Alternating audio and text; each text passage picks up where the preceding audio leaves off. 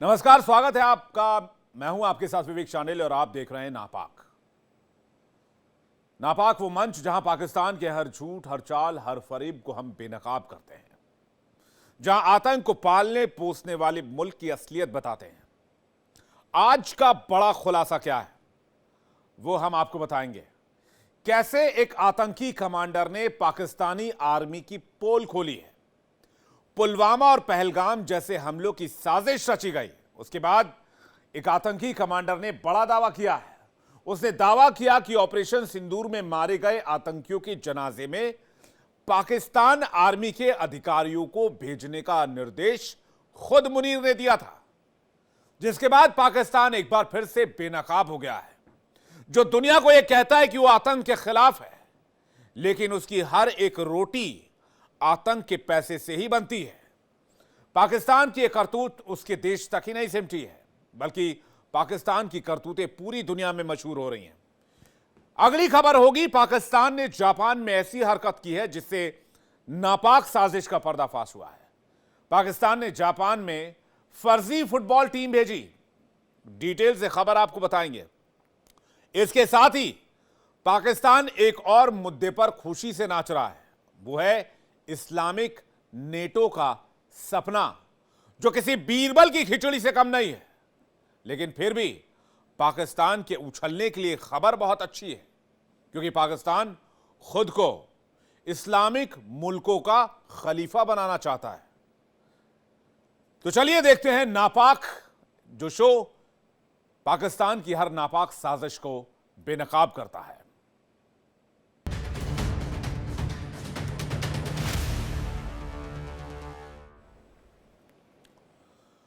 Operation सिंदूर, जिसने पूरी दुनिया में भारतीय सेना का दम दिखाया, भारतीय सुरक्षा बलों की ओर से चलाया गया घातक अभियान, जिसने पाकिस्तान को उसकी औकात दिखाई और पाकिस्तान घुटनों पर आया। इस ऑपरेशन ने आतंकवाद के गढ़ में ऐसी चोट पहुंचाई, ऐसा घुस के मारा कि जैश ए मोहम्मद के टॉप कमांडर का पूरा कुनबा साफ हो गया। लेकिन अब जैश ए मोहम्मद का एक कमांडर सच्चाई कबूल कर रहा है।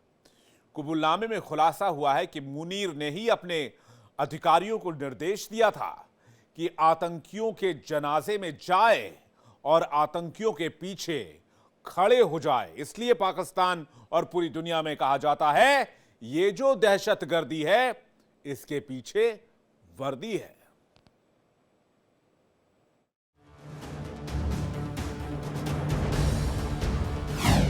ऑपरेशन सिंदूर पर कबूलनामा, नापाक साजिश का खुलासा। आतंकी की मौत पर पाक सेना की सलामी।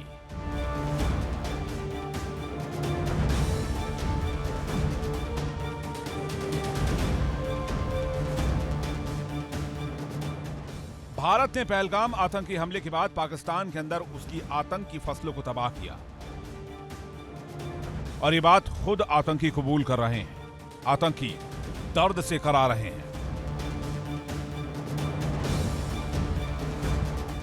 ऑपरेशन सिंदूर के तहत पाकिस्तान के कई आतंकी ठिकानों को नष्ट करने के महीनों बाद अब जैश ए मोहम्मद के कमांडर ने कई कबूलनामे किए हैं, जो बता रहे हैं कि भारत के मार की चोट बहुत गहरी थी।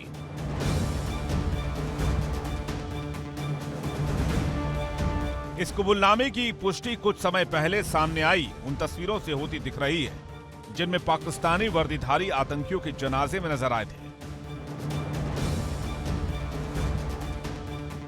एक वीडियो में जैश का एक कमांडर मसूद इलियासी कश्मीरी ये दावा करता नजर आ रहा है कि पाकिस्तान की सेना ने आतंकवादियों के जनाजे में अपने अधिकारियों को भेजा था, और यह आदेश खुद पाकिस्तानी सेना के चीफ जनरल आसिम मुनीर का था।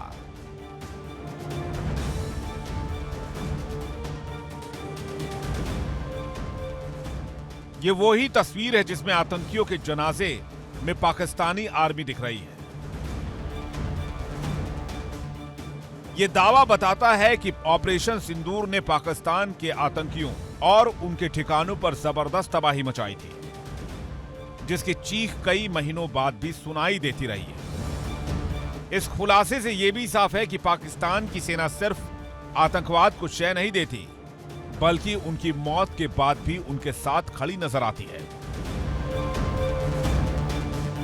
आखिरकार आसिफ मुनीर कर क्या सकते थे जब उनको मालूम था कि उन्हीं के सेना, अब जब जैसा भी देखें, पाकिस्तान की सेना के दो हिस्से हैं। एक वो सेना जो यूनिफॉर्म पहनती है, जो पाकिस्तानी सेना कहलाती है, और दूसरी वो सेना जो यूनिफॉर्म नहीं पहनती है, वो लश्कर कहलाती है। लश्कर तैयबा हो या हाफिज सईद के जैश हो या जो भी और हो, ये सब पाकिस्तान के ही सेना के हिस्से हैं और अक्सर पाकिस्तान की सेना के सैनिक ही यहाँ पे पहुँच जाते हैं। तो जब अपने ही सैनिक, चाहे वो यूनिफॉर्म में हो या यूनिफॉर्म में ना हो, और उनकी मौत हो जाती है, उनको 72 खजूरों के पास जाना पड़ता है, तो खजूर खाने के लिए या खजूर खिलाने के लिए अगर पाकिस्तान के फील्ड मार्शल आसिफ मुनीर ने अपने सैनिकों को बोला या अपने सीनियर ऑफिसर्स को बोला कि आप जाएं और उनके है ना ग्रेव के बगल में खड़े होके उनके पूजा में, उनके पाठ में जो करते हैं उसके उसमें आप समझते हो, तो इसमें अचंभा होने की क्या बात है? ये तो होना ही था। ऑपरेशन सिंदूर अब सिर्फ एक सैन्य कार्रवाई नहीं बल्कि आतंकवाद के खिलाफ भारत के नई रणनीति का प्रतीक बन चुका है। इस कबूलनामे ने पाकिस्तानी सेना की भूमिका पर एक बार फिर सवाल खड़े कर दिए हैं, जिससे यह साफ हो गया है कि पाकिस्तान आतंक के खिलाफ नहीं है, वो आतंक का सबसे बड़ा संरक्षक है। पाकिस्तानी आर्मी ही आतंकी है। ये जो दहशतगर्दी है, इसके पीछे वर्दी है। जैश के आतंकी ने स्वीकार किया कि बहावलपुर में हुए भारत के अटैक में मसूद अजहर का परिवार साफ हो गया, वो टुकड़ों में बंट गए। आपको बता दें कि आतंक के गढ़ पर भारत ने एयर स्ट्राइक किया था। जैश-ए मोहम्मद और लश्कर तैयबा के ठिकाने पर हमला किया था। एक साथ 9 ठिकानों पर हमले हुए थे। बहावलपुर, कोटली पीओके, मुरीद के, रावलकोट पीओके, बाग पीओके, मंजा, पंजाब, कोहाट, खैबर पख्तूनख्वा, डेरा गाजी खान, हवेलियन पीओके पर अटैक हुआ। बहावलपुर पाकिस्तान का 12वां सबसे बड़ा शहर है। मसूद इलियासी का एक कबूलनामा अंतर्राष्ट्रीय मंचों पर पाकिस्तान के लिए नई मुसीबत बन सकता है।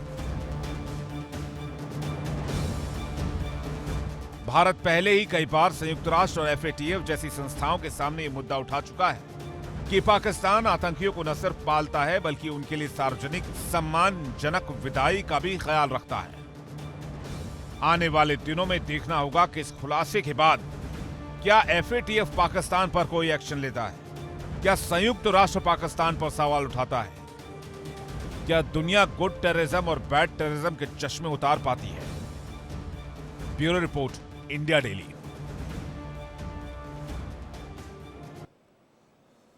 जाहिर सी बात है, पाकिस्तान का आतंकी DNA कभी नहीं बदल सकता। पाकिस्तान जिसकी आतंकी भक्ति पर दुनिया ने ठप्पा लगा रखा है।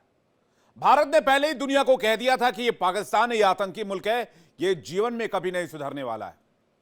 लेकिन इसके बाद भी पाकिस्तान पर अमेरिका जैसे मुल्क भरोसा करना चाहते हैं। दुनिया के कई देश पाकिस्तान पर भरोसा करके वहां क्रिकेट खेलना चाहते हैं। लेकिन जापान में पाकिस्तान ने कुछ ऐसा कर दिया है जिसे आप सुनेंगे तो आपके पैरों तले जमीन खिसक जाएगी। दरअसल जापान में पाकिस्तान की नापाक करतूत का भांडाफोड़ हुआ।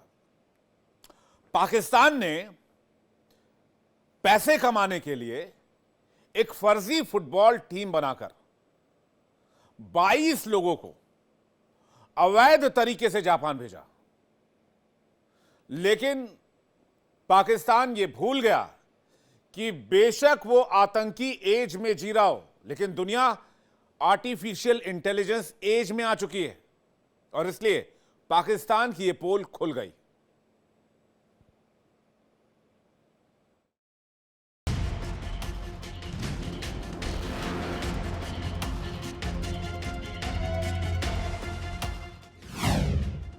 पाक की फर्जी फुटबॉल टीम का भांडाफोड़।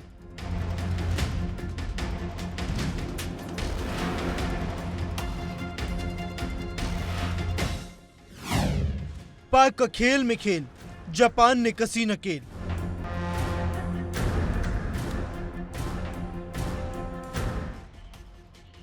पाकिस्तान जो हर बार एक नए फसाद के साथ दुनिया के सामने बेनकाब होता है, वही पाकिस्तान जिसकी आतंकी भक्ति पर दुनिया ने ठप्पा लगा रखा है, लेकिन फिर भी ये पाकिस्तान है कि मानता नहीं। अब जापान में पाकिस्तान बेनकाब होकर दुनिया के सामने आया है।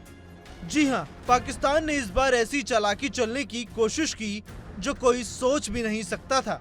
विदेश भेजने के लिए पाकिस्तान ने फर्जी फुटबॉल टीम बनाई और 22 लोगों को अवैध तरीके से जापान भेज दिया। घटना की शुरुआत हुई जापान के टोक्यो इंटरनेशनल एयरपोर्ट से, जहां पाकिस्तान की राष्ट्रीय फुटबॉल टीम के नाम पर एक ग्रुप ने एंट्री की, लेकिन जापानी अधिकारियों को दस्तावेजों की जांच में गड़बड़ नजर आई। इन लोगों के पास न तो किसी आधिकारिक फुटबॉल संघ का प्रमाण था, न ही उनकी कोई खेल गतिविधियों की ट्रैकिंग। शक होने पर गहराई से पूछताछ की गई और तब सामने आई चौंकाने वाली हकीकत। ये टीम असल में खिलाड़ी नहीं बल्कि गैर कानूनी तरीके से जापान में घुसने की कोशिश कर रहे आम नागरिक थे। जापानी अधिकारियों के मुताबिक ये मामला केवल जाली दस्तावेजों का नहीं बल्कि एक संगठित रैकेट की ओर भी इशारा कर रहा है, जिसमें पाकिस्तान घिरता हुआ नजर आ रहा है। रैकेट में जो खिलाड़ियों की आड़ में लोगों को विदेश भेजने का काम करता है। आपको बता दें कि इन लोगों के पास स्पोर्ट्स वीजा था, लेकिन कोई भी खिलाड़ी की तरह फिट नहीं था। पूछने पर ये लोग घबरा गए और कोई भी खेल से जुड़ी जानकारी नहीं दे पाए। सही जानकारी नहीं मिलने पर एयरपोर्ट सिक्योरिटी को शक हुआ और फिर फर्जी टीम का खुलासा हुआ। जांच में ये बात सामने आई कि टीम जब जापान पहुंची तो उसने विदेश मंत्रालय से मिले एनओसी को भी दिखाया। टीम इन्हीं दस्तावेजों का इस्तेमाल कर सियालकोट हवाई अड्डे से जापान रवाना हुई थी। साथ ही विदेश भेजे गए लोगों से खिलाड़ियों जैसा पेश आने के लिए प्रशिक्षण भी दिया गया था और जापान यात्रा के लिए एक एक सदस्य से 40 लाख रुपए लिए गए थे। पाकिस्तान फुटबॉल फेडरेशन ने इस घटना से किनारा कर लिया और कहा कि उन्होंने ऐसी कोई टीम नहीं भेजी। कंगाल पाकिस्तान की ये करतूत फर्जीवाड़े को उजागर करती है। पाकिस्तान अब सिर्फ जापान के हत्थे नहीं फंसा बल्कि पूरी दुनिया के सामने एक बार फिर से शर्मनाक करतूत के लिए पहचाना गया है। पाकिस्तान विश्व में ऐसा देश है जिसे अपनी खराब छवि से कोई खास फर्क नहीं पड़ता। जानकारी के मुताबिक इस घटना को मानव तस्करी से भी जोड़कर देखा जा रहा है। फर्जी दस्तावेज, झूठा वेश, अंतर्राष्ट्रीय स्तर पर देश की बदनामी, ये मामला सिर्फ एक खबर नहीं बल्कि एक चेतावनी है उन तमाम संस्थानों के लिए जो ऐसे रैकेट को बढ़ावा देते हैं। आपको बता दें कि फिलहाल जापान में इन सभी लोगों को हिरासत में ले लिया गया है और डिपोर्ट करने की प्रक्रिया जारी है। लेकिन ये तो साफ है कि पाकिस्तान सिर्फ भारत के साथ ही धोखा नहीं करने की कोशिश करता बल्कि वो दूसरे देशों को भी ठगने की कोशिश करता है। लेकिन हर बार पाकिस्तान और पाकिस्तान के संगठन अपने ही बिछाए जाल में फंस जाते हैं। Bureau report, India daily.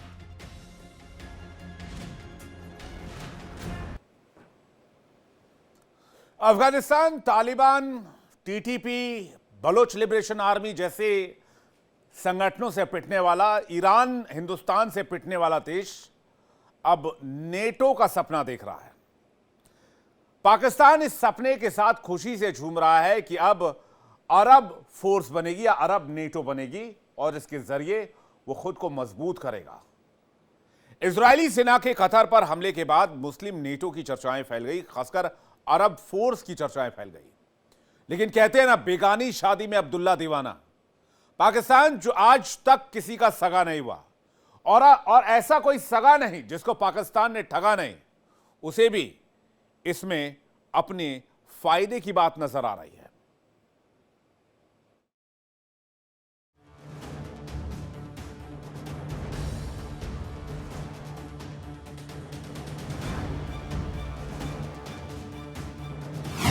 Pakistan का इस्लामिक नाटो वाला नया फॉर्मूला।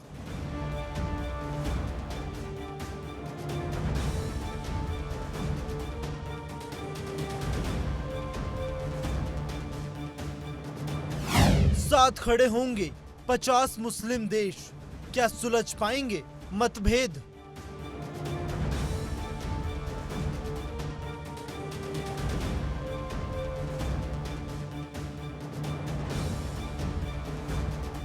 दुनिया में बदलते समीकरणों के बीच अब एक नई पहल ने अंतर्राष्ट्रीय राजनीति को गरमा दिया है।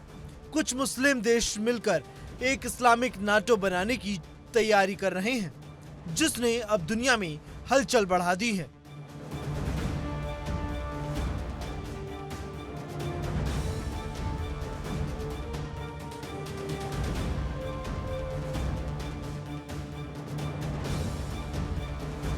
पाकिस्तान इस पहल पर खासा उत्साहित नजर आ रहा है। इजरायली सेना के कतर की राजधानी दोहा पर हमले के बाद मुस्लिम नाटो की चर्चाएं दुनिया में फैल गई। इजराइल के टारगेट का तो सफाया नहीं हुआ।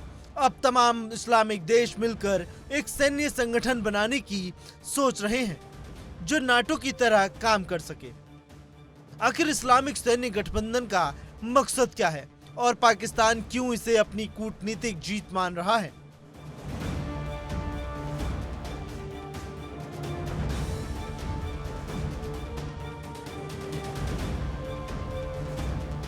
सऊदी अरब की अगुवाई में बनने वाले संभावित इस्लामिक सैन्य गठबंधन को अनौपचारिक तौर पर इस्लामिक नाटो कहा जा रहा है। इस गठबंधन का मकसद मुस्लिम देशों को एक साझा सैन्य मंच पर लाना है जो क्षेत्रीय सुरक्षा, आतंकवाद विरोधी अभियानों और सामूहिक रक्षा रणनीतियों पर केंद्रित होगा।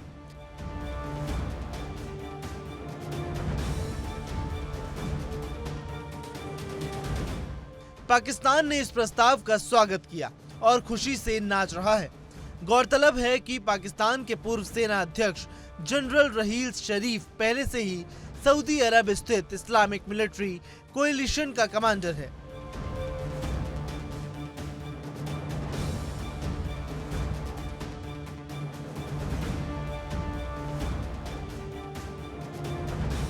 हालांकि सभी मुस्लिम देश इस प्रस्ताव को लेकर एक मत नहीं है। ईरान जैसे शिया बहुल देशों को भी इस पहल में सऊदी प्रभाव के कारण आपत्ति है। वहीं तुर्की और मलेशिया जैसे देश इसे संतुलित और स्वतंत्र देखना चाहते हैं।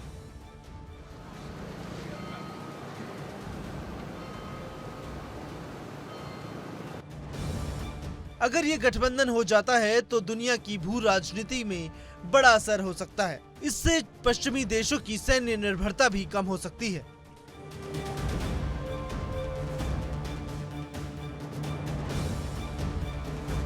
पाकिस्तान अरब देशों में नेटो जैसा एक संगठन बनाना चाहता है, सैनिक संगठन, मगर उसका सपना कभी साकार इसलिए नहीं होगा क्योंकि जो नाटो देश हैं उनमें सब जगह प्रजातंत्र है, समान विचारधाराएं हैं और वहां पर अमेरिका का प्रभुत्व है पूरे देशों पर, इसलिए वो संगठन सफलता से चल रहा है।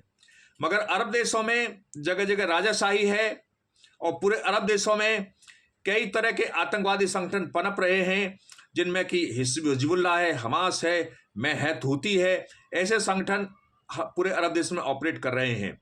इस स्थिति में उस प्रकार से समान विचारधारा इन सब देशों की नहीं हो सकती है, इसलिए सैनिक संगठन कभी सफल नहीं होगा।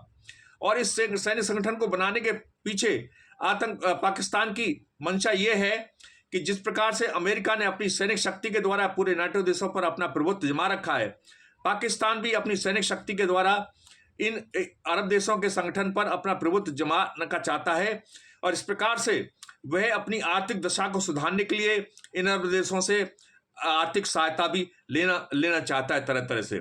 इसलिए ये संगठन कभी बन भी नहीं सके, बनेगा भी नहीं और ना ही पाकिस्तान का ये सपना साकार होगा।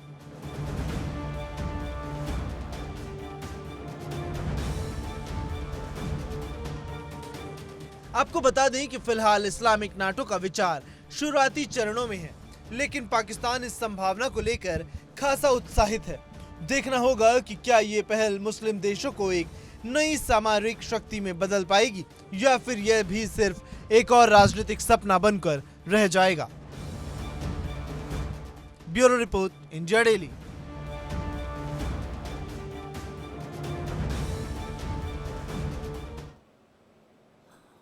तुम्हारी खास पेशकश में फिलहाल इतना ही, लेकिन जाते जाते आपको बता दें इंडिया डेली अब आपके स्मार्ट टीवी पर भी मौजूद है।